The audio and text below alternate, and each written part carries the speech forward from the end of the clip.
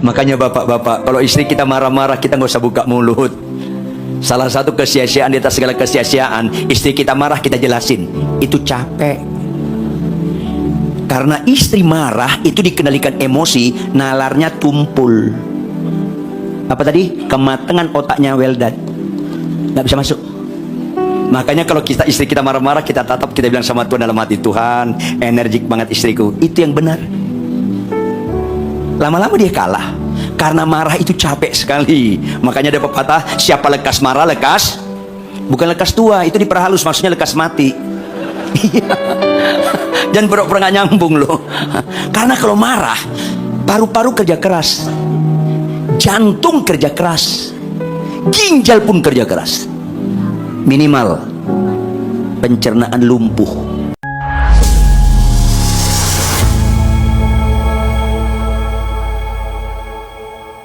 Habis-habisnya kami kagum-kagum dan kagum kepada Engkau. Engkau sangat mengasihi setiap kami, Tuhan. Sekali-kali Kau tidak pernah meninggalkan kami, bahkan sekali-kali Kau tidak pernah membiarkan kami. Kasihanilah kami, Tuhan. Ajar kami mengasihi Engkau di atas segala-galanya, ya Tuhan. Dapatkan kami percaya persis seperti yang Kau pikirkan, ya Tuhan. Untuk itu Roh Kudus berotoritas dalam pemberitaan firman Tuhan. Percayakan kami dilawati firman Tuhan yang mengubahkan kami, ya Tuhan. Sehingga kami beriman, kami pulang sangat beda dibandingkan ketika kami tiba. Maka kami menikmati ibadah yang sejati. Berbicaralah Tuhan. Kami sungguh memohon semua ini dalam nama Tuhan Yesus Kristus. Haleluya. Semua yang percaya sama-sama katakan, tepuk tangan yang keras, lebih keras, lebih keras. Amin, amin, amin. Silakan duduk. Shalom, shalom. Tuhan baik, amin. Tema kita hari ini, kuasa dan pribadi Yesus. Ulangi. Yes. Kenapa penting tema ini? Karena Anda kalau salah mengerti, iblis datang seperti malaikat terang. Tahu studi kata seperti malaikat terang? Artinya, saking hebatnya dia nyamar, Anda nggak tahu itu iblis. Caranya apa? Percayalah kuasa Kristus, tapi jangan percaya pribadi Kristus. Itu salah satu ditipu setan. Percayalah kepada kuasa Kristus, tapi jangan mencintai pribadi Yesus. Itu salah satu tipuan setan. Dan itu banyak dialami orang Kristen. Sehingga jauh-jauh hari Tuhan berkata, banyak yang terpanggil, lanjut, 10 orang sakit kusta, halo, datang ke Tuhan Yesus. Kritisi, berapa mereka percaya akan kuasa Yesus sanggup menyembuhkan mereka? Semuanya percaya. Masalahnya semuanya percaya akan kuasa Kristus. Jawab, akibatnya berapa yang sembuh? Semuanya sembuh. Halo, semuanya sembuh. Berapa yang menyenangkan hati Tuhan? Kenapa? Karena 9 ditipu setan. Ayo dong, ayolah. Kalau Anda lebih fokus kepada kuasa Kristus daripada pribadinya, Anda akan sesat. Kuasa dan pribadi Yesus itu beda. Itu beda. Ulangi, 1, 2, ya. Itu beda. Tetapi jangan pisahkan. Saya sedih kalau ada orang nggak percaya kuasa Kristus. Tetapi kalau kita percaya kuasa Kristus, itu penekanannya dia berbuat sesuatu yang menyenangkan kita. Itu kuasa Kristus. Sehingga dosa kita diampuni, kita pasti masuk surga. Itu kan menyenangkan kita. Sakit kita sembuh, ekonomi kita dipulihkan, itu kan menyenangkan kita. Tetapi kalau kita mencintai pribadinya, kita taat pada dia, kita pelaku firman, kita melakukan apa yang diperintahkan Tuhan, itu menyenangkan dia. Katakan amin. Tepuk tangan. Yes, ini penting. Tapi banyak orang suka kesembuhan tapi nggak suka taat, rusak. Jawab Bapak Ibu, jawab Bapak Ibu. Orang Kristen suka kesembuhan nggak? Agama lain suka kesembuhan nggak? Halo, penjahat suka nggak kesembuhan? Suka semua. Makanya penjahat pun suka kesembuhan, berarti kesembuhan nggak ada istimewanya. Penjahat pun suka. Kalau Anda suka kesembuhan, lama-lama seleramu sama dengan penjahat. Ayo dong. Perintah Tuhan, ulangi apa? Ada nggak perintah Tuhan, kasihlah musuhmu? Mulai lemes loh. Ada nggak perintah Tuhan, jika ditampar pipi kiri kasih pipi kanan? Ada nggak perintah Tuhan, berkati orang yang mengutuki engkau? Balaslah kejahatan dengan kebaikan, ada nggak? Jawab dong, penjahat suka nggak itu? Yang keras dong? Enggak. Agama lain suka nggak? Enggak. Orang Kristen suka nggak? Masalahnya enggak juga. Masalahnya enggak juga. Termasuk orang yang lihat saya sekarang ini. Enggak suka. Ngawur. Makanya bersyukurlah Anda sebelum meninggal dengar khotbah hari ini, supaya kalau tahun depan meninggal agak beres hidup lo. Otokonomen. Sakit sembuh nggak membereskan hidup, sakit sembuh membereskan fisik. Lumpuh, itu lumpuh berarti kakinya nggak bisa berjalan. Lumpuh berjalan, itu nggak menyelamatkan. Kalau jujurmu lumpuh, bohongmu jalan terus. Lumpuh berjalan fisik, lumpuh berjalan, tetapi kekudusanmu lumpuh, perjinahanmu tetap jalan-jalan, ya rusaklah. Kok ngelawan muka lo? Ayolah, khotbahlah kebenaran. Ini akhir zaman. Kalau nggak Anda ketipu setan, buka operator Matius 24 ayat 24. Operator Matius 24 ayat 24. Sama-sama baca Bapak Ibu, cermati dengan teliti. Matius 24 ayat 24. 1, 2, ya. Sebab Mesias spesial palsu dan nabi-nabi palsu akan muncul, dan mereka akan mengadakan apa?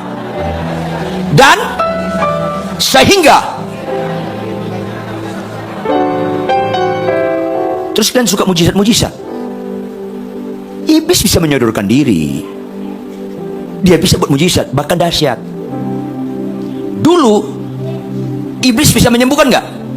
Sekarang pun bisa. Bahkan ada anak buahnya yang terkecil dulu di Surabaya, Ponari namanya. Jangan pura-pura nggak nyambung loh. Orang Kristen pun datang ke sana. Tidak sedikit orang Kristen, karena ukurannya kesembuhan.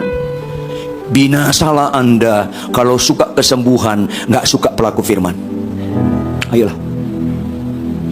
Iblis bisa nggak membuat hidup kita benar? Jawab dong. Enggak. Perbedaan signifikan iblis dengan Yesus adalah kebenaran, bukan kesembuhan. Karena iblis pun bisa membuat tanda-tanda dahsyat, mujizat-mujizat.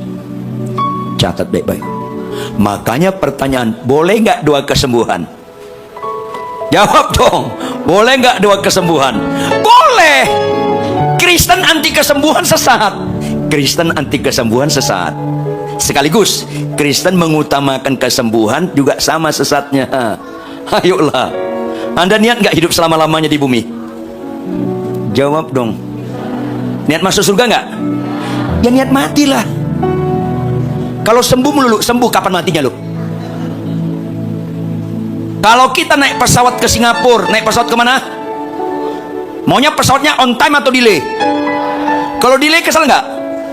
Delay 2 kali, delay 3 kali, ngamuk lo. Jawab dong, mana lebih bagus, surga atau Singapura? Kalau kalian dipanggil ke surga, maunya on time atau delay? Ada apa Kristen ini? Sesat. Ayolah. Makanya tadi Anda niat nggak ke gereja, jadi ke gereja karena Tuhan sayang sama Anda, supaya bisa dibongkar kemunafikan kita. Katakan amin. Tepuk tangan. Iyalah. Ayolah. Tuhan sayang sekali sama kita Bapak Ibu. Dia tidak mengenal kita sembuh saja, tapi kita bertobat. Makanya Alkitab bilang umur kita berapa tahun? Lebih daripada itu berapa tahun? 80. Ada limitnya. Ada limitnya. Doa kesembuhan ada limitnya. Lebih daripada itu 80, upahnya penderitaan. Makanya ketika saya mimpin seminar kesembuhan ilahi di kalangan para pendeta dan dosen teologi, habis itu ada yang bertanya, Pak Ridwan, setelah aku mendengar seminar, saya mau tanya Pak Ridwan, ya kenapa? Anak saya umur 4 tahun, sakit-sakitan. Kalau begitu boleh nggak doa kesembuhan? Langsung saya teriak, berapa tahun? 4. Boleh. Langsung saya teriak, boleh. 4 tahun. Tapi ada pendeta berikut bilang, Pak Riton umur saya 48 tahun. Ya kenapa? Sakit-sakitan. Boleh nggak doa kesembuhan? Saya jawab dengan setengah suara, boleh. Ngerti kan? Umur tadi berapa tahun? 70. Lebih daripada itu berapa? 80. Kalau 48 tahun, berarti itu setengah jalan belum? Ya setengah suara lah. Ada apa Kristen ini? Boleh. Tapi ada pendeta berikutnya, Pak Riton umur saya 69. Ya kenapa? Sakit-sakitan. Boleh nggak doa kesembuhan? Saya jawab dengan lembut. Iyalah. Ketawa Anda kayaknya ada unsur tangisan. Ada apa Kristen ini? Ada pendeta pensiun umurnya 88. Pak Pendeta, aku bertanya, kenapa Pak? Kenapa? Umur saya 88 Pak Pendeta. Ya kenapa? Sakit-sakitan. Boleh nggak doa kesembuhan? Siap-siap, take off lah. Ada apa Kristen ini? Salah satu kejahatan orang Kristen, neneknya, opanya, omanya, umur 95 tahun, pikun, nggak kenal cucu, nggak bisa jalan lagi, pup di celana, pipis di celana, ulang tahun, Anda nyanyi, panjang umurnya, itu nyiksa. Tapi jangan ngomong sama dia, kami nyanyi, pendek umur, jangan bilang. Bukan itu maksud saya. Tapi jangan lagi nyanyi panjang umurnya. Nyambung nggak sih? Nyambung nggak? Ya nyambung lah. Orang kau yang kumaksud. Ya nyambung lah. Makanya Bapak Ibu, kita harus percaya kuasa Kristus dan mengasihi Kristus. Katakan amin. Yuk kita buka 1 Yohanes 4 ayat 8. 1 Yohanes 4 ayat 8. Baca dengan keras jemaat sekalian. 1 Yohanes 4 ayat 8. 1, 2, ya. Barang siapa ia tidak mengenal, sebab baca Yohanes 14 ayat 15. Yohanes 14 ayat 15. 1, 2, 2 seperempat, 2 setengah, 3. Jikalau kamu mengasihi aku. Ini menyangkut pribadi Yesus. Jikalau kamu mengasihi aku. Orang Kristen nggak cukup percaya kuasa Kristus, tapi lanjutkan, kasih dia dengan cara turuti segala perintahnya. Nggak ada amin. Alatah, ayolah. Ada nggak perintahnya? Hai istri, tanduklah suamimu. Kayaknya ada nih tanduk-tanduk ini, copot. Hai suami, kasihlah istrimu. Ada nggak perintah Tuhan begitu? Kita mengasihi istri nggak ada kaitan dengan kelakuan istri. Kita mengasihi istri karena kita mengasihi Tuhan. Jikalau kau mengasihi aku, turuti segala perintahku. Bapak-bapak lihat saya, bapak-bapak lihat saya. Kemungkinan, garis bawahi kemungkinan istri saya lebih cerewet dari istri Anda. Jangan ketawa, ini penderitaan. Kemungkinan istri saya lebih cerewet dari istri Anda. Tapi tidak ada kemungkinan cerewet istri saya mengorbankan ketaatan saya sama Tuhan. Nggak ada. Nggak bisa. Lu makin cerewet, gue makin sayang. Lu makin cerewet, gue makin sayang. So sweet. Ayo. Hai istri, tunduklah pada suami. Tunduk. Lo kalau suamiku kasar, tetap tunduk. Lo Pak Pendeta, suamiku kasar. Nggak ada di fasilitasi Alkitab. Nggak ada Alkitab berkata, hai istri, tunduklah pada suami yang baik. Yang kasar lawan aja boleh. Nggak ada. Nggak ada. Sesat. Nggak ada. Jangan tambahin ayat Alkitab. Saya ulangi, nyambung nggak? Pasti nyambung. Orang kau yang kumaksud. Ayolah. Maka mujizat yang jauh lebih penting daripada lumpuh berjalan, mujizat yang lebih penting dari buta celik, mujizat lebih penting dari payat bangkit, pelaku firman. Supaya kita bukan hanya percaya kuasanya, tapi juga mencintai pribadinya. Tampilkan operator Markus 1 ayat 42. Markus 1 ayat 42. Sama-sama baca Bapak Ibu. 1, 2, ya. Kata mana menunjukkan keterangan waktu? Jawab, Tuhan perlu tahunan atau seketika membuat lumpuh berjalan? Tuhan perlu tahunan atau seketika membuat Lazarus bangkit? Tuhan perlu tahunan atau seketika membuat laut terbelah? Tuhan perlu tahunan atau seketika membuat istri tunduk pada suami? Tahunan. Ada yang jujur, terhibur saya. Yes, ayo dong. Tuhan, aku bahagia Tuhan, ada yang jujur. Halo, ayo tuntaslah mental dukun Anda. Kalau Anda lebih kagum mayat bangkit daripada istri tunduk pada suami, mental dukun lu belum tuntas. Mana bisa seketika istri tunduk pada suami? Termasuk ibu-ibu yang lihat saya sekarang ini. Masih ngelawan kan lo? Bapak-bapak, membuat kita sabar. Sekalipun istri kita cerewet, tetap kita mengasihi dia. Itu proses seketika atau tahunan? Lemas kalau tahunan Nora. Ayolah, supaya siuman kita hari ini juga jauh lebih mujizat pelaku firman daripada mayat bangkit. Karena semua yang seketika, Lazarus bangkit, laut terbelah, itu nggak ada unsur kekekalannya. Semuanya sifat sementara. Jawab, Lazarus bangkit nggak? Mati lagi nggak? Mati lagi. Yang Anda tahu di Bungurasi sana, itu Lazarus Simanjuntak, beda orangnya. Beda. Ayolah, laut dibelah Tuhan nggak? Terbelah nggak? Gabung lagi nggak? Sementara semua itu. Maka orang pelaku-pelaku firman itu bicara kekekalan. Bapak-bapak, saya ajarin Anda, kalau istrimu marah-marah jangan buka mulut. Tuh nggak ada amin kan? Salah satu kesia-siaan di atas segala kesia-siaan, istri kita marah kita jelasin, itu kesia-siaan. Karena perempuan kalau marah nalarnya tumpul, kematangan otaknya well done. Iya. Terus kau jelaskan, kayak lempar bola tenis ke tembok, balik lagi tuh. Makanya salah satu mujizat yang nggak bisa seketika, kalau istri kita marah kita diam sambil senyum. Ada Immanuel, Allah menyertai kita. Kita ngomong sama Tuhan dalam hati. Ketika istri kita marah-marah, kita ngomong sama Tuhan, Tuhan, energik banget istriku, sehat dia Tuhan. Itu mujizat. Itu mujizat, nggak bisa seketika. Itu proses tahunan. Kalau marah lagi saya bilang sama Tuhan, Tuhan, cocok kali aku dengan orang ini Tuhan. Kau kirimkan menjadi pahat yang tajam untuk mengukir saya. Lanjutkan Tuhan. Itu mujizat. Nggak bisa seketika. Kalau marah lagi tetap kita nggak punya moto 2-3 kali sabar ada batasnya. Nggak, jangan. Sabar dalam Tuhan nggak ada batasnya. Kecuali nama Anda Sabar Simanjuntak. Hilang tuh. Kalau marah-marah itu bilang sama Tuhan, Tuhan, istriku ini satu-satunya di dunia, ini manusia langka, tolong lestarikan Tuhan. Itu waras, itu mujizat tertinggi daripada lumpuh berjalan, daripada mayat bangkit. Yang setuju tepuk tangan yang keras. Bukan kebetulan Anda hadir hari ini, karena Tuhan sabar sekali mengejar Anda, supaya Anda jangan lagi fokus kepada sesuatu yang nggak perlu fokus. Fokuslah Kristus, menyenangkan hatinya, yaitu melakukan firman-Nya. Maka kita lihat Markus 9 ayat 14 sampai 27, supaya kita nggak gagal fokus. Termasuk bagian kejadian ini, pemuritan yang Yesus lakukan kepada murid-muridnya, supaya murid-muridnya nggak gagal fokus. Saya ajak kita membacanya bergantian. Saya baca ayat yang genap, Anda baca ayat yang ganjil. Sampai ayat 27, ketika Yesus, Petrus, Yakobus dan Yohanes kembali pada murid-murid lain, mereka melihat orang banyak mengerumuni murid-murid itu, dan beberapa ahli Taurat sedang mempersoalkan sesuatu dengan mereka. Lanjut.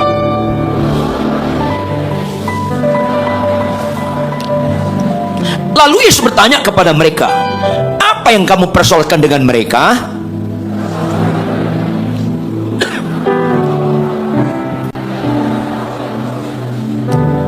Dan setiap kali roh itu menyerang dia, roh itu membantingkannya ke tanah, lalu mulutnya berbusa, giginya berkertakan, dan tubuhnya menjadi kejang. Aku sudah meminta kepada murid-muridmu supaya mereka mengusir roh itu, tetapi mereka nggak dapat.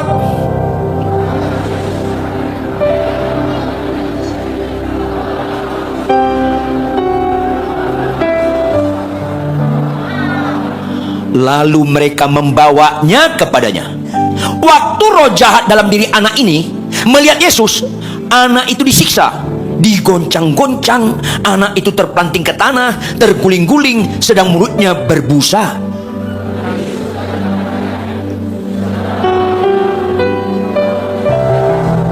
Dan seringkali roh itu menyeretnya ke dalam api ataupun ke dalam air untuk membinasakannya. Sebab itu, jika engkau dapat berbuat sesuatu, tolonglah kami dan kasihanilah kami.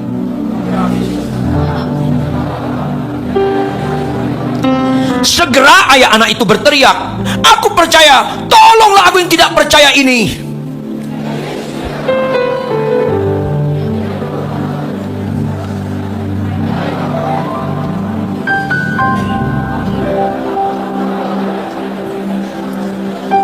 Lalu keluarlah roh itu sambil berteriak dan menggoncang-goncang anak itu dengan hebatnya. Anak itu kelihatannya seperti orang mati, sehingga banyak orang berkata, ia sudah mati.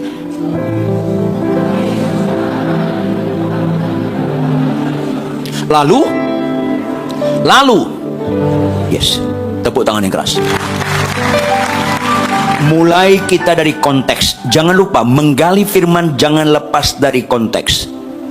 Kegagalan orang khotbah seenaknya mencomot ayat firman. Konteks kebenaran ini Bapak Ibu berada di Markus 9. Berada di mana? Semua kitab Injil ditulis secara kronologis. Karena Markus 16 pasal bagian terakhir itu bicara penangkapan dia, penghakiman dia, penyalipan dia, mati dan dikuburkan, bangkit menampakkan diri sampai akhirnya naik ke surga. Maka pasal 9 bicara lebih dari setengah perjalanan Yesus sudah mengajarkan murid-muridnya dalam pemuritan. Maka wajar Yesus mulai terkenal. Sayangnya orang pada umumnya lebih terkesan Yesus penyembuhku daripada Yesus menegur dosaku. Kegagalan orang Kristen lebih suka Yesus penyembuhku daripada Yesus juru selamatku. Makanya 10 orang sakit kusta semuanya mendekati Yesus penyembuhku, tapi satu yang bicara penyelamatku. Banyak yang terpanggil, sedikit yang terpilih. Pada akhir zaman, Mesias palsu, Nabi palsu akan menunjukkan tanda-tanda dahsyat, mujizat-mujizat, sehingga banyak orang gereja akan keseret dengan ajaran-ajaran mengerikan. Jangan ragu akan kesembuhan, sekaligus jangan pernah utamakan kesembuhan. Ini penting sekali. Supaya kita mendekati Yesus bukan sekedar Yehova Jireh, bukan sekedar Yehova Nisi, tapi kita dekati dia Yehova Adonai, Yehova Elohim. Karena bicara Yesus Tuhan, juru selamat, itu menyelamatkan. Biarlah sakitmu sembuh, sekaligus dosamu diampuni. Buka 2 Korintus 7 ayat 10. 2 Korintus 7 ayat 10. Supaya golnya kita tahu, tujuan utamanya kita tahu. Sama-sama baca Bapak Ibu. 1, 2, ya. Sebab duka cita menurut kehendak Allah menghasilkan yang dan yang tetapi. Yes. Kalau kau sakit kanker, pasti kau berduka cita. Kalau pasanganmu sakit kanker, pasti duka cita. Kalau anak-anak kita sakit kanker, pasti duka cita. Tapi lanjutkan, sebab duka cita menurut kehendak Allah harus menghasilkan apa? Bukan kesembuhan. Karena kesembuhan tidak menyelamatkan. Jangan ragu, Tuhan bisa menyembuhkan. Tapi kesembuhan bukan utama, tetapi pertobatan utama. Tepuk tangan lebih keras. Yes, ini penting. Karena pertobatan yang membawa keselamatan, kesembuhan tidak membawa keselamatan. Ayolah. Kalau soal kesembuhan, iblis bisa. Tapi soal keselamatan, iblis gak bisa. Makanya dekati Yesus jangan sekedar juru selamat, jangan sekedar penyembuh, tapi juru selamat. Ini penting. Kalau kau masalah dalam rumah tangga, masalah dalam ekonomi, masalah dengan kesehatan, sambutlah itu kepada pertobatan. Jangan sekedar masalahmu selesai. Ini penting. Maka ketika pasal 9 ini Yesus mulai terkenal, tapi orang mendekati Yesus sekedar penyembuhku, bukan juru selamatku. Maka salah satu adalah bapak ini, anaknya kerasukan roh jahat sejak kecil. Kalau anaknya saat itu umur 27 tahun, kemungkinan dari umur 5 tahun dia kerasukan roh jahat. 22 tahun gak ketolong. Dia datang ke Yesus. Catat baik-baik, karena dia percaya Yesus sanggup menyembuhkan anaknya. Dia percaya Yesus sanggup mengusir roh jahat anaknya. Dia percaya. Tetapi apakah ini percaya yang Tuhan kedaki? Tidak. Itu masalahnya. Tidak. Itu masalahnya. Maka lihat ayat 14. Tampilkan operator. Ketika Yesus, Petrus, Yakobus dan Yohanes kembali pada 9 murid lain, karena mereka tadi berempat pergi ke tempat yang lain, mereka melihat orang banyak mengurumuni 9 muridnya, dan beberapa ahli Taurat sedang mempersoalkan. Kata mempersoalkan, sedang ngebully. Karena murid yang 9 nggak bisa menyembuhkan, nggak bisa ngusir roh jahat. Itu momentum ahli Taurat yang benci sama Yesus menjelek-jelekkan mereka. Ayat 15, sama-sama baca. 1, 2, ya.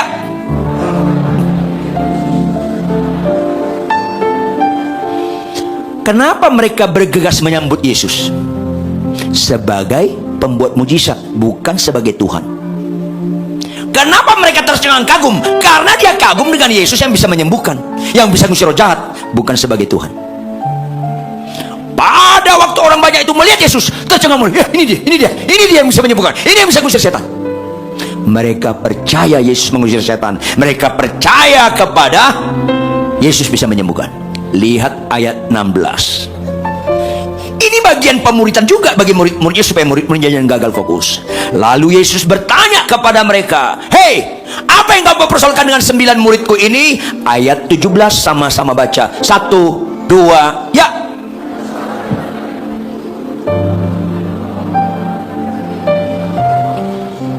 Teliti. Berarti orang ini siapa? Bapak anak itu. Sehingga dia bilang, "Guru, anakku ini kubawa." Berarti ini bapaknya. Jawab lebih dalam. Yesus disebut apa? Tahu nggak arti guru konteks saat itu? Dia nggak menyebut Yesus Tuhan, tapi guru. Guru di sini bukan pengajar. Konteks sekarang. Konteks zaman dulu, guru itu orang pintar. Nggak ada ubahnya dukun tanpa sadar. Dan banyak orang Kristen suka dengan Yesus menyembuhkan penyakitku, memberkati usahaku, daripada Yesus membongkar kemunafikanku, membongkar dosaku. Mengerikan Kristen model begini. Sayangnya banyak pengkhotbah, pendeta, worship leader, aktivis gereja juga suka dengan kesembuhan-kesembuhan, tapi nggak suka dengan hidup dalam kebenaran pelaku firman. Bukan kebetulan Anda hadir di dalam ruangan ini. Tampilkan Matius 7 ayat 21 sampai 23. Matius 7 ayat 21 sampai 23. Jelas sekali. Bukan setiap orang yang berseru kepadaku, Tuhan, Tuhan, akan masuk dalam surga. Bukan. Apakah berseru dalam khotbah, mujizat, penyembahan, bahasa roh, nubuat? Bukan. Lanjut. Melainkan apa? Pelaku firman, Bapak Ibu. Kalau kau sakit kanker nggak serius. Kalau kau ngelawan suami serius. Kalau kau sakit kanker nggak serius. Kalau kau maki-maki istrimu serius, Bapak Ibu. Nggak percaya Anda? Matilah nanti malam, tanya Yesus. Pasti benar yang saya ucapkan. Kenapa? Karena rata-rata orang mati dulu baru insaf, expire, kedaluarsa. Lalu, ini penting. Pelaku firman. Ulangi apa? Pelaku firman. Iman tanpa perbuatan pada hakikatnya mati. Kenapa? Lihat ayat 22. Pada hari terakhir berapa orang? Tahu nggak ada bahasa Yunaninya banyak orang? Bahasa Yunaninya mayoritas. Halo? Bahasa Yunaninya mayoritas. Kalau 1000 pendeta 300 masuk neraka itu banyak. Tapi ini 1000 pendeta 700 masuk neraka. Itu mayoritas. Itu bahasa di sini.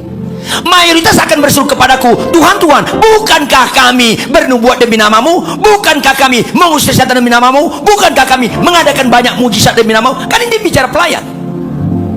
Bisa bernubuat, bisa mengusir setan, bisa melakukan mujizat, tetapi nggak pelaku firman dalam kehidupan sehari-hari. Makanya saya bilang, Bapak Ibu, jangan lihat rohani saya saat khotbah. Gampang sekali menampilkan rohani saat khotbah. Kalau kalian mau lihat rohani saya, tinggal di rumah saya 6 bulan atau 1 tahun. Rohani nggak saya dalam rumah tangga? Termasuk ketika istri saya kurang hemat berkata-kata. Rohani nggak? Ayo dong. Makanya bapak-bapak, kalau istri kita marah-marah, kita nggak usah buka mulut. Salah satu kesia-siaan di atas segala kesia-siaan, istri kita marah, kita jelasin. Itu capek. Karena istri marah itu dikendalikan emosi, nalarnya tumpul. Apa tadi? Kematangan otaknya well done. Nggak bisa masuk. Makanya kalau istri kita marah-marah, kita tatap, kita bilang sama Tuhan dalam hati, Tuhan, energik banget istriku. Itu yang benar. Lama-lama dia kalah. Karena marah itu capek sekali. Makanya ada pepatah, siapa lekas marah, lekas. Bukan lekas tua, itu diperhalus, maksudnya lekas mati. Dan pura-pura nggak nyambung loh. Karena kalau marah, paru-paru kerja keras, jantung kerja keras, ginjal pun kerja keras. Minimal pencernaan lumpuh. Orang kalau marah-marah kasih makan kesukaan, nggak bisa dia makan. Percaya? Lumpuh. Kalau ada orang marah-marah, dikasih kesukaannya, dia lahap. Itu kerasukan. Itu kerasukan. Itu nggak normal. Makanya kalau istri kita marah, nggak usah buka mulut, nanti berhenti sendiri itu. Nggak ada marah kekal. Saya ulangi, nggak ada marah kekal. 1 jam aja pingsan dia itu.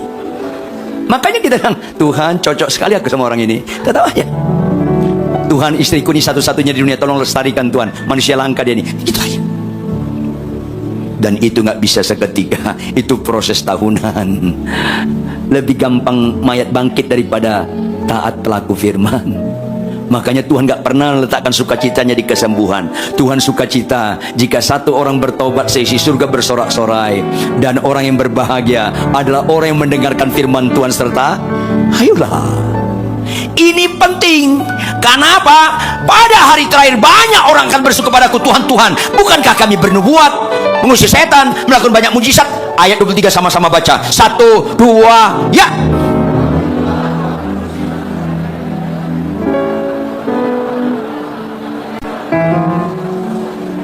Ya, orang yang percaya kuasa Kristus tetapi tidak mencintai pribadi Yesus, hanyalah kau semua pembuat kejahatan. Banyak, aku nggak kenal kau. Jadi jangan lagi tertarik dengan sekedar mujizat-mujizat kesembuhan tanpa perubahan kelakuan. Ini penting saya, supaya jangan ada di antara kita menggenapi yang banyak terpanggil, sedikit yang terpilih. Baiklah kita menggenapi yang sedikit. Yang setuju katakan amin. Yes. Ini penting. Makanya kembali kita kepada ayat 16. Yesus bertanya kepada mereka, apa yang kamu persoalkan dengan mereka? Kata seorang dari orang banyak itu, guru, orang pintar. Langsung apa katanya? Ayat 17. Kata seorang dari banyak orang banyak itu, apa katanya? Guru. Lanjut apa katanya? Anakku ini kubawa kepadamu. Catat dong baik-baik. Anakku kubawa. Tolong anakku. Kau enggak, aku enggak anakku. Aku enggak anakku. Kenapa? Karena anakku kerasukan roh jahat yang membisukan dia. Oke, kalau anakmu enggak kerasukan roh jahat, kau bawa enggak kepada saya? Enggak. Artinya dengar baik-baik, bedakan. Orang seperti ini mempercayakan masalahnya kepada Yesus. Tuhan, masalahku ini, tolong bereskan. Itu sama dengan Tuhan babu Anda tuannya. Banyak orang Kristen mempercayakan masalahnya kepada Tuhan, bukan hidupnya. Kalau mempercayakan masalah, itu nggak identik satu paket dengan hidup. Kalau kita mempercayakan hidup kita, otomatis satu paket dengan masalah kita. Jadi mana yang benar? Mempercayakan masalah atau hidup? Yes, tepuk tangan yang keras. Yes. Catat dong baik-baik. Kenapa kita capek tidak capek? Ngantuk tidak ngantuk? Sehat kurang sehat? Sibuk nggak sibuk? Konflik tidak konflik dalam rumah tangga? Tetap kita bangun pagi baca Alkitab. Karena kita mempercayakan hidup. Kenapa ada orang Kristen malas baca Alkitab? Karena kau jahat. Kau tidak mempercayakan hidupmu. Saya peringatkan, kanker nggak serius, malas baca Alkitab serius. Yang malas baca Alkitab, lihat saya. Nah gitu dong, bertobat dong. Ini masalah. Karena rata-rata orang Kristen mempercayakan masalahnya. Kayaknya Tuhan itu babunya.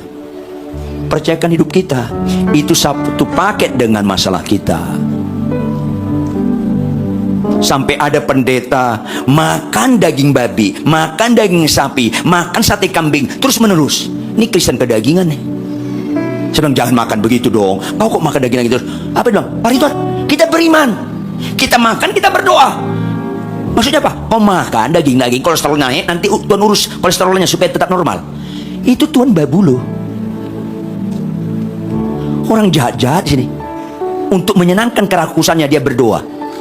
Kalau saya Tuhan, saya langsung bilang, petir sambar nih orang, biar gosong loh. Kristen norak, ini bahaya begini. Ada ibu pendeta sakit gula, minum Coca-Cola. Bubuk jangan minum cola itu, loh. Yang penting kita beriman. Rusak yang begini-begini. Aduh, yang ini rusak nih.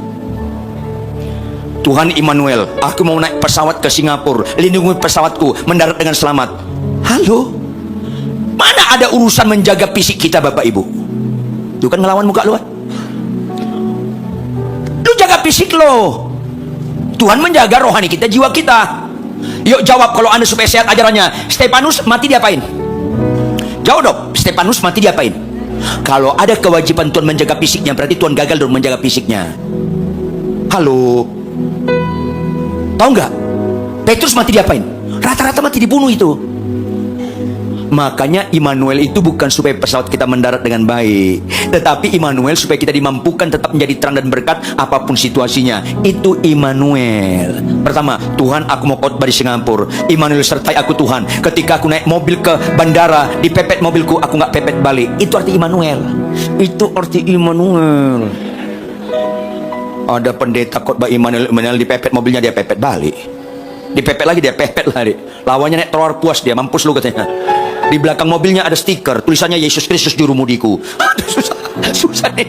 Halo Bapak Ibu, kalau nggak bisa bertanggung jawab, jangan tempel stiker rohani di mobil. Batu sandungan lo. Yesus Jurumudiku. Lampu hijau jalan terus, lampu kuning lebih kecepatan, lampu merah jalan kalau nggak ada polisi. Kan begitu rata-rata orang, termasuk yang lihat saya sekarang ini. Susah. Menyembah gemetar-gemetar, pulang gereja naik motor lawan arah, orang lain gemetar sama dia. Kan rusak yang begini. Kok Kristen suka kesembuhan kelakuan nggak berubah? Ini kan mengejek Tuhan, melempar kotoran ke salib Kristus. Catat dong baik-baik.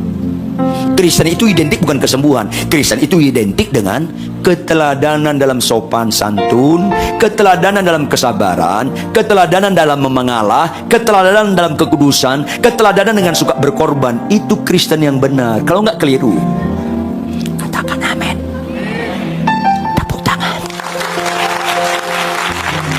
Apa setelah tepuk tangan? Bertobat.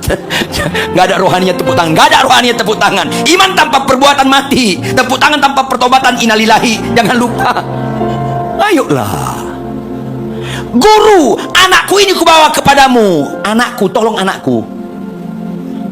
Dia percaya Yesus sanggup menyembuhkan. Dia percaya Yesus sanggup mengusir roh jahat. Tapi lihat ayat 18. Apa kata dia? Setiap kali roh itu menyerang dia, roh itu membantikannya ke tanah. Lalu mulutnya berbusa, giginya berkertakan, dan tubuhnya menjadi kejang. Lanjut. Aku sudah, lanjut. 1, 2, ya.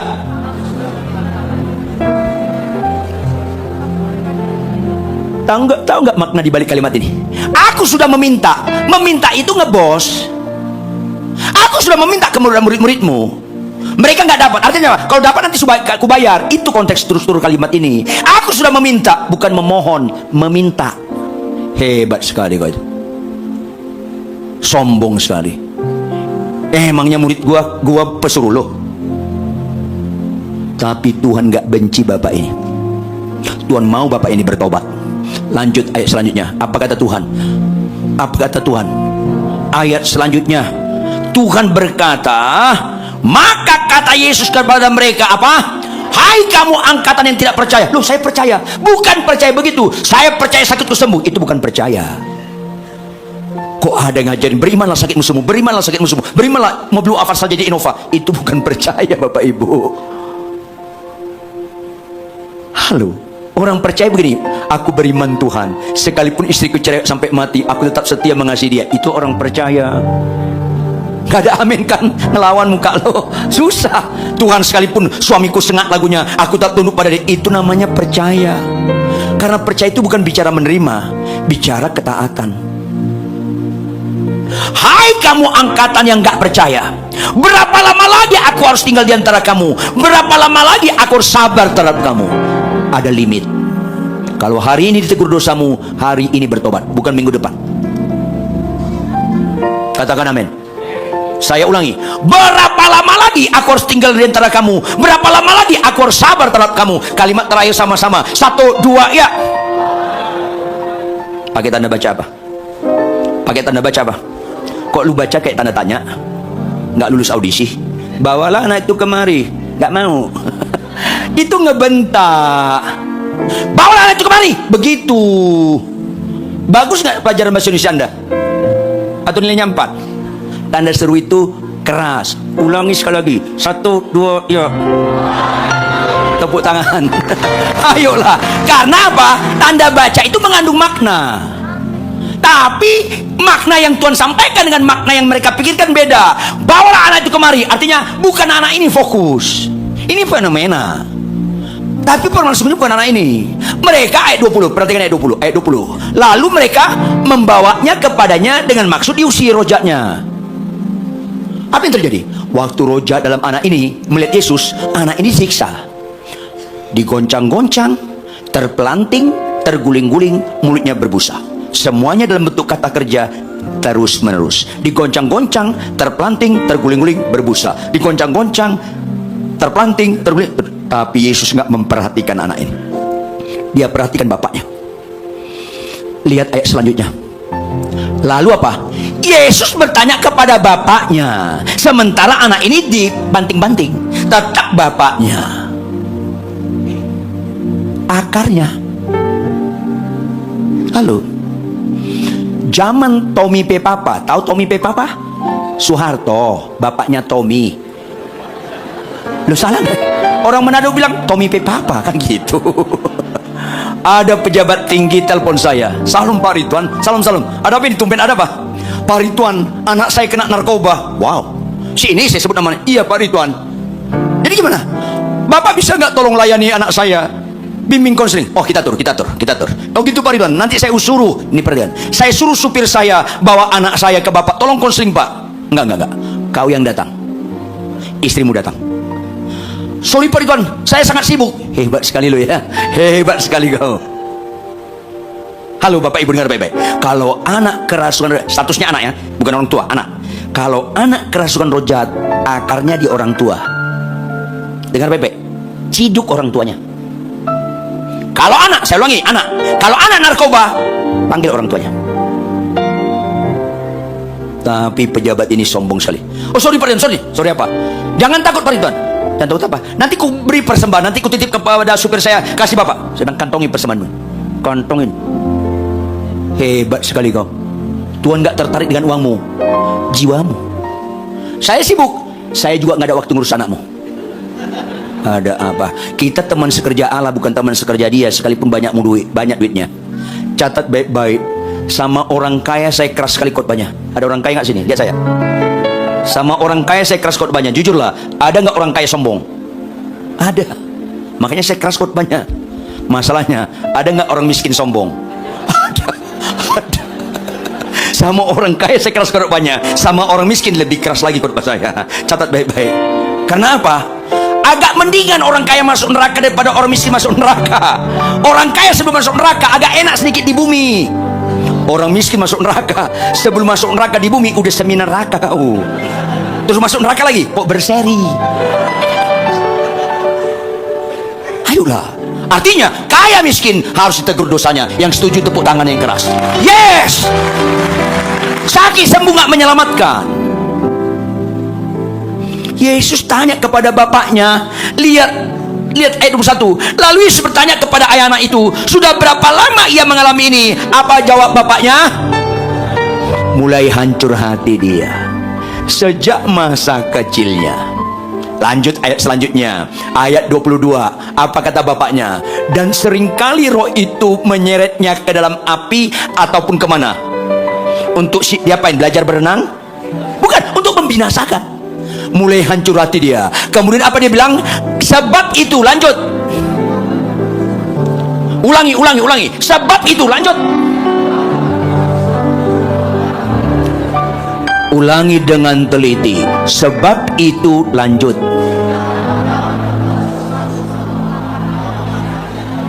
Terjadi mujizat awal. Apa itu? Tadinya dia bilang apa? Tolonglah anakku ini. Sekarang apa? Tolonglah kami. Bukan anak gua doang, aku juga. Tolonglah kami. Lanjut apa katanya? Kasihani. Jadi nggak ngebosi lagi. Itu kalau orang minta kasihan itu sambil berlutut. Kasihanilah kami. Mulai hancur hati orang ini.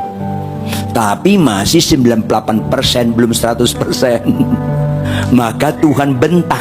Ayat selanjutnya ayat 23. Apa kata? Jawab Yesus, katamu jika kau dapat, nggak ada yang mustahil bagi orang percaya. Yang ngucap ini Yesus. Artinya apa? Tidak ada yang mustahil bagi orang percaya menurut Yesus, bukan percaya menurut kamu. Makanya terjadi kalimat yang mujizat ayat 24. Sama-sama baca ayat 24. Sama-sama baca ayat 24. 1, 2, ya. Segera ayah anak itu berteriak. Berteriak. Ulangi, kalian belum buka puasa ya? Berteriak, ulangi. Segera ayah anak itu berteriak. Yes, itu artinya apa? Hancur hati. Ayo dong. Pertama, tolonglah anakku ini. Kedua, tolonglah kami. Sekarang apa? Karena biang keroknya di lo, Pak. Lu biang keroknya. Bapak lihat saya. Kalau anakmu nggak beres, lu yang diciduk. Ayolah. Karena lu imam. Jangan keraskan hatimu. Makanya bersyukurlah Anda sudah meninggal dengar khotbah hari ini. Karena Tuhan sayang sama Anda. Amin. Ayolah. Seharusnya kita semua rata-rata dan kebanyakan juga pendeta, worship leaders, dengan pemimpin orang Kristen seharusnya teriak kayak Bapak ini. Karena kita suka kesembuhan, tapi nggak suka dibongkar dosa kita. Ini percaya menurut Anda. Makanya kita teriak, aku percaya, arti aku percaya menurut aku. Tapi menurut kau, aku belum percaya. Maka keluarlah, tolonglah aku yang tidak percaya ini, supaya aku percaya menurut engkau, supaya tidak ada yang mustahil bagi orang percaya. Itu konteksnya. Kalau kau percaya Yesus sanggup menyembuhkan kau, tapi bohong kau nggak sembuh-sembuh, itu kau nggak percaya. Kalau kau percaya Yesus sanggup menyembuhkan engkau, tapi kau berzinamu nggak sembuh-sembuh, itu namanya nggak percaya. Kalau kau percaya sakitmu disembuhkan, mayat bisa dibangkitkan, tapi ngelawan suami nggak sembuh-sembuh, ibu-ibu yang suka ngelawan, lihat saya, nah gitu dong, sembuhlah. Ketawanya kayaknya nggak ada rela ini. Ayolah, mujizat yang paling indah, kita suka kebenaran. Yang setuju tepuk tangan. Yes, ini penting sekali. Makanya jikalau engkau mengasihi aku, kata kuncinya mengasihi Tuhan. Kita lakukan perintah Tuhan. Soal sakit sembuh ringan sekali sama Tuhan, nggak perlu tahunan. Proses merubah kelakuan itu perlu tahunan. Maka kata kuncinya mengasihi Tuhan. Ulangi apa? Jadi bukan hanya percaya kuasanya, tapi mengasihi Dia. Orang yang taat mengasihi Dia tidak pernah mengejar berkat, tapi berkat yang mengejar Anda. Bangkit berdiri, tepuk tangan yang keras. Yuk sama-sama kita baca 1 Korintus 2 ayat 9. Kita tutup dengan ayat ini. 1 Korintus 2 ayat 9. Sama-sama kita baca. 1, 2, ya. Tetapi seperti ada tertulis, apa yang tidak pernah dilihat oleh mata dan tidak pernah didengar oleh telinga dan yang tidak pernah timbul dalam hati manusia, semua yang disediakan Allah untuk mereka mengasihi. Untuk mereka yang apa? Mengasihi. Untuk mereka yang apa? Mengasihi. Siapa yang mengasihi Dia? Yang taat pada perintahnya, yang mengasihi pribadi, bukan hanya percaya kuasanya, tapi mengasihi pribadinya. Maka apa yang nggak pernah kau lihat dengan mata, nggak pernah kau dengar dengan telinga, nggak pernah timbul dalam hatimu, Tuhan sediakan. Jangan kau kaget-kaget tahun ini kau akan diberkati oleh Tuhan. Tapi caranya kasihi Dia. Mulai dengan capek nggak capek, ngantuk nggak ngantuk, sehat kurang sehat, bangun pagi loh, baca Alkitab. Saudara kita sebelah sembahyang subuh, orang Kristen ngorok semuanya, ngorok. Makin keras azannya, makin keras ngoroknya. Malah sempat mimpi makan capcay orang. Bangun kesiangan nggak baca Alkitab, tapi nyanyinya terharu-terharu. Hidup ini adalah kesempatan. Langsung malaikat kasih backsound. Bohong. Kesempatan melayani Tuhan. Bangun aja malas, baca kitab aja malas. Kenapa firman ini diberitakan? Karena Tuhan sayang kepada kita. Amin. Supaya kita mencintai Dia, taat perintahnya. Bapak-bapak, kasih istrimu. Jangan pernah korbankan mengasihi istri. Ketaatan mengasihi istri, sekalipun istrimu tetap masih kurang hemat berkata-kata. Ibu-ibu, jangan korbankan tunduk pada suami, walaupun suamimu banyak pencak silatnya. Anak-anak, jangan pernah ngomong kasar sama mamamu. Jangan pernah ngomong kasar sama papamu. Hormati orang tua. Termasuk baca Alkitab tiap hari, bawa perpuluhan, balaslah ke jalan kebaikan. Itu karena kita mengasihi Tuhan. Yang setuju angkat tangan tinggi-tinggi.